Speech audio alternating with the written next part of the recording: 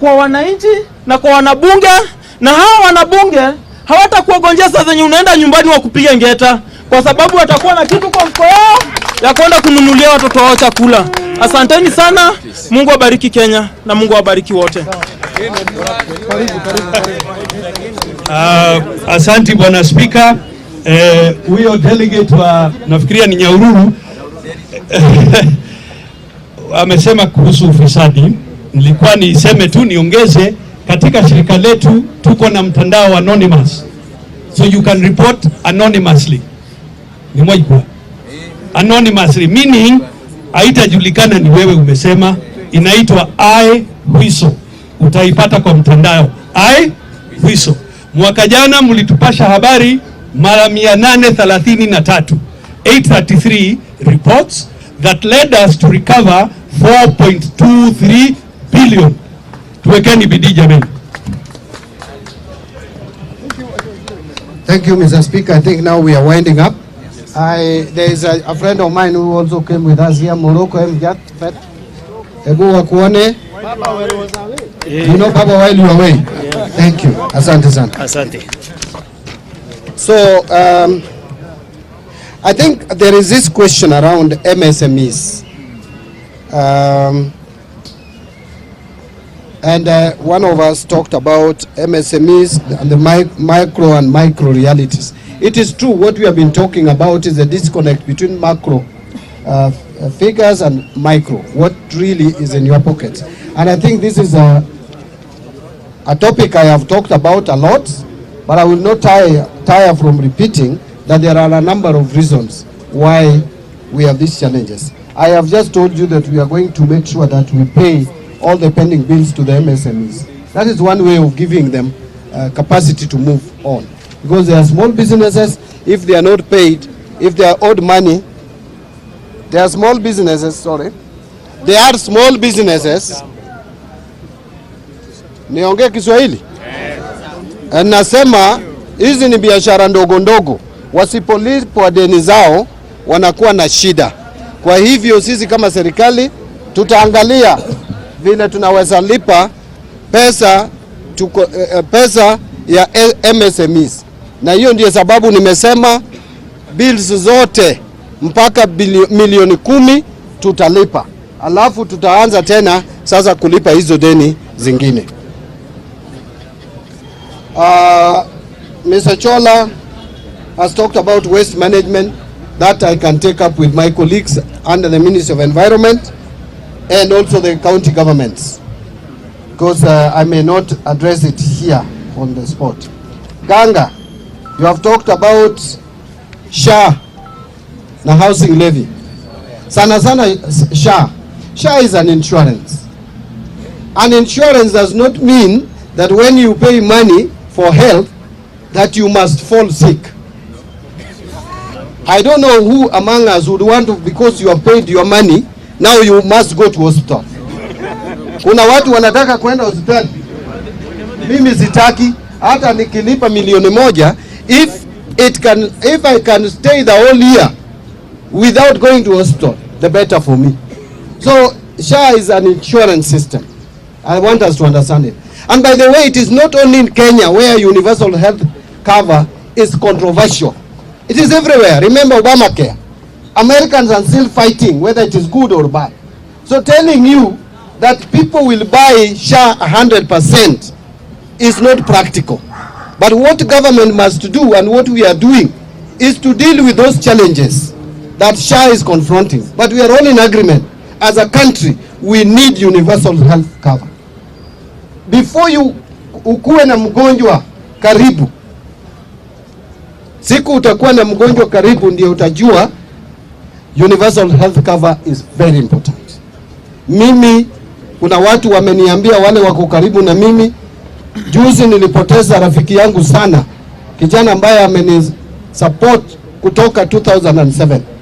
Na siku alikufa, wale wanatoka kwangu wanajua. Tulikuwa tunamuita governor. Huyo kijana nilimpeleka mpaka Tenwek, nikampeleka Kisii, Eldoret, ikashindikana. Nikaambiwa, mheshimiwa, mahali imefika, it is stage 4, you can only manage it. I took him to a private hospital nearby because I didn't want to take him home. Akuwe managed. Wakati alikufa on 16th of November, the first question I asked, how much is the bill? When I sent one of the ndugu yake kuangalia, akaniambia mheshimiwa, hii SHA ni mzuri sana, imelipa bili yote. So what I am saying is SHA may have challenges. It may have challenges, but let us point out those challenges to the CS, to the government, to the PS, and when you point them out, mimi kama mmoja ambaye niko kwa serikali, tutahakikisha hizo challenges zitatuliwe ili hii SHA tusiue. By the way, let me tell you, NHIF had reached a point it was not working. Nairobi Hospital, we owe them 663 million as we speak. It is not sustainable. So this system may not be perfect, but we are improving it. You just need to give us space. I wish I had time, I would have told you another story, and you would have agreed with me that it is important. Corrupt individuals, yes, whose cases have been pushed left, right, and center. You know, that is the problem with democracy. If Kenya was dictatorship, we would order the judiciary to jail these corrupt people instantly. Yes. Yes. If we were probably Rwanda, for example, we just order that person ameiba pesa, weka ndani. But the problem is that we have embraced a democracy with 3 arms of government. There is executive, there is parliament or legislature, and we have judiciary. We have no powers over the judiciary. What we can do is to come up with some legislation. I think there was a legislation which had recommended that corruption cases should not take more than 6 months. That we may need to revive. But the government has already brought a legislation in parliament which I think should be cleared through mediation, the witness protection. So that ukiona Mbadi anaiba, uende upeleke hiyo ujumbe and you will be protected. We need that very urgently. Finally, I don't know whether it's the final one, the university student. Yes, it is true that there are challenges facing the new funding model. I don't know where that my brother is. Yeah, my brother, you know, when you talk, I feel very pained. Those who know my story know, if I didn't get opportunity to go to school, I would not be standing before you here. But my going to school was serious problem. If government of Kenya could have failed to pay my school fees at the university, singekuwa hapa siku ya leo. Kwa hivyo, as government, we need to support the needy students. The problem is we have been paying fees at the university even for children of ministers. The system we have had in this country, you find someone educating mtoto wake in high cost primary school, high cost high school, ikifika university, that person becomes unable. We should have a system, and I will implore my colleague, the Minister for Energy, I will talk to him, I will give him any support that is needed, that we have a system that can correctly identify the needy students. Help, we allocated not very little money. I saw you demonstrating today. Help, we didn't give you very little money. We gave help 31 billion, already 21 billion has been dispersed. I don't know whether it is a strain why they cannot meet the school fees of all the students who need to be funded. If that 31 billion that we have allocated in the budget for help alone, before you go to the UFB here, we have allocated 16 billion. Help, we have released 21 out of 31. UFB, we have released 8 out of 16. The total is 30 billion that we have released. Okay? 30 billion to university funding from national treasury. Those are figures and facts. The problem is, two, maybe if there are inefficiencies, tutatua hiyo kwa help na kwa UFB. Lakini kama tunalipa karo to students we should not be paying fees for. We should have a system that would identify those who are truly needy and pay for them school fees in full. Those who are not needy, I don't even know why.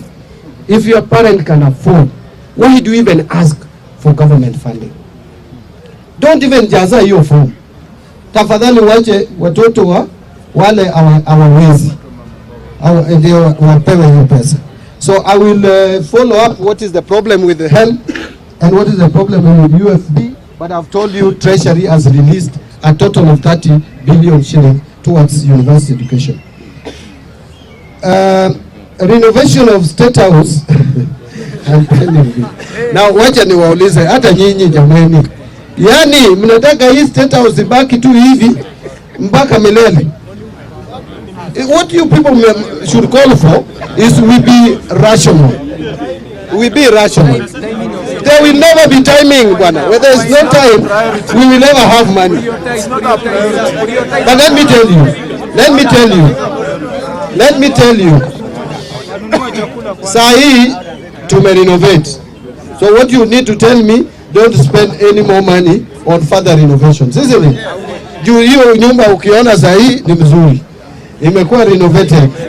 Imechukua ile pesa imechukua. But the point is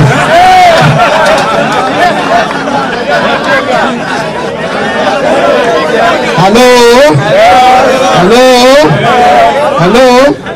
But that, by the way, to me, Statehouse had reached a point of shame.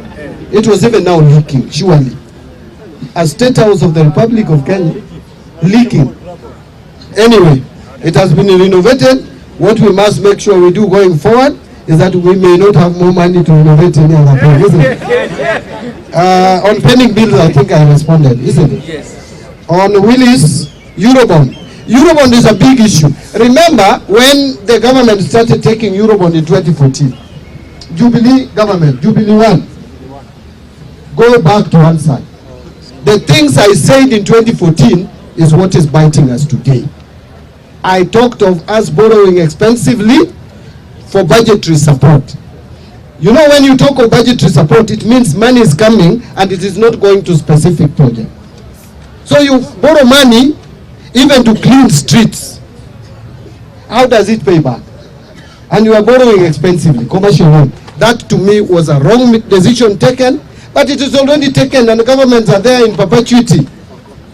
We must now make sure we contain our appetites for Eurobond. If you look at the budget figures for 25-26, external borrowing is coming down to 200 and something billion. We want to move towards eliminating commercial borrowing in this country.